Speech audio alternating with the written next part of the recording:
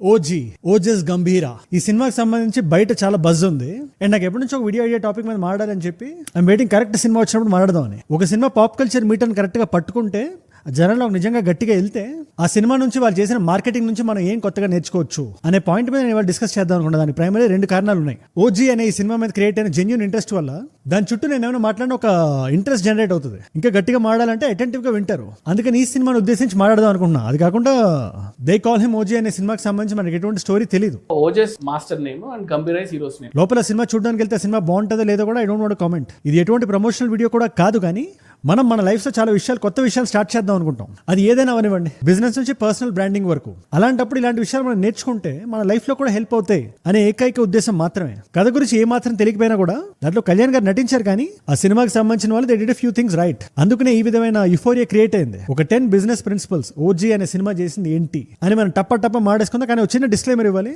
కళ్యాణ్ గారి పాలిటిక్స్ కి సంబంధించి కానీ ఆయన పొలిటికల్ జర్నీ ప్రస్తావన కానీ ఈ వీడియోలో నేను తీసుకురాను. It's a conscious decision. ఈ సినిమాని సినిమాలాగే చూద్దాం మనం. ఇదేం ప్యూర్లీ అవుట్ ఆఫ్ మెరిట్ మనం ఏం నేర్చుకోవచ్చు మనం మాడదాం. ఈ ఓజీ సినిమాలోనే చూడండి, 2-3 పాటలు వచ్చినాయి కదా. Just see how they are cut. దాంట్లో ఆ జాపనీస్ యానిమే ఇమేజరీ ఒకసారి మీరు చూడండి. దానికి స్టోరీకి ఎటువంటి సంబంధం ఉందో నాకు తెలియదు, కానీ on the out set effect మీరు చూసినప్పుడు ఆ సినిమాలో విజువల్ అట్లా కనబడినప్పుడు చాలా చాలా అందంగా ఉంటుంది. And anything that is beautiful will attract a consumer. And ఈ కేసులో ఈ కన్స్యూమర్ ఎవరు? Ticket buying audience.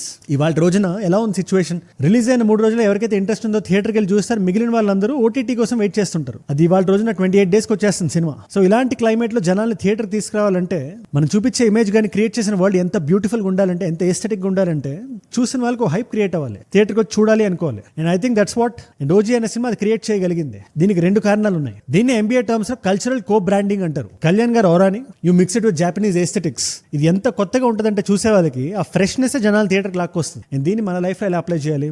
ఓజీ అనే సినిమా బ్యూటిఫుల్ గా ఈ జాపనీస్ కల్చర్ ని, యకుజా, వాట్ ఎవర్ దే సేయింగ్, ఆ సినిమా వచ్చిన తర్వాత తెలుస్తుంది జపాన్ నుంచి ఏం బారో చేసింది అని. బట్ ఈ సాంగ్ టీజర్స్ ఇవన్నీ చూస్తున్నప్పుడు ఇమీడియట్ గా అనిపించేది అదే, ఈ బ్లెండ్ అవుట్ చాలా అందంగా జరుగుతుంది అని. మూడోదాన్ని పర్సోనా బారోయింగ్ అంటారు. అంటే కళ్యాణ్ గారికి ఏదైతే ఆఫ్ స్క్రీన్ పర్సోనా ఉందో, అగైన్ పాలిటిక్స్ గురించి మాట్లాడలేదు నేను, ఆయన ప్రీవియస్ మూవీస్ లో కానీ లేదా ఆయన ప్రీ రిలీజ్ స్పీచెస్ లో కానీ ఏదైతే ఒక అగ్రెసివ్నెస్ ఉందో దాన్ని బారో చేసి బలి చక్రవర్తి కూడా వామనుణ్ణి చూసి ఇంతేనా ఇలాంటి వాళ్ళు మనం పెట్టగలిగితే కరెక్ట్ గా మెజర్డ్ గా, అగైన్ ఫ్రీగా వదిలేసేయడం వేరు, మీరు ఎంతైనా చేయండి అని. బట్ ఆ నెరేటివ్ సెట్ అయ్యేలాగా, దాంట్లో నీట్ గా కూర్చునేలాగా మనం ఎంత కావాలంటే అంత అగ్రెసివ్నెస్ తీసుకొని ఆయన ఆఫ్ స్క్రీన్ పర్సన్ అని ఆన్ స్క్రీన్ పర్సన్ తో బ్లెండ్ చేసి ఒక కన్కాక్షన్ రెడీ చేశారు కదా ఈ సినిమాలో. అది కూడా నాకు ఎక్కడ కనబడింది అంటే, అది పోలీస్ స్టేషన్ లో ఒక చిన్న అరిచినట్టు ఉంటుంది ఒక సీన్. టీజర్ లోనే ట్రైలర్ లోనే గుర్తురాట్లేదు, కానీ but there is a particular scene మరాఠీలో మాడుతుంటారు ఆయన. So that's a nice blend. ఇలా చేయడం వల్ల ఏమవుతుందంటే, ఆయన చూద్దామని ఇష్టపడే ప్రజలకి, ఆడియన్స్ కి, ఆయన ఫ్యాన్స్ కి సినిమాలో ఇమేజ్ కనబడినప్పుడు ఇట్స్ ఎ నైస్ బ్లర్ అయిపోతుంది ఇమేజ్ రియాలిటీకి దీనికి. మీరు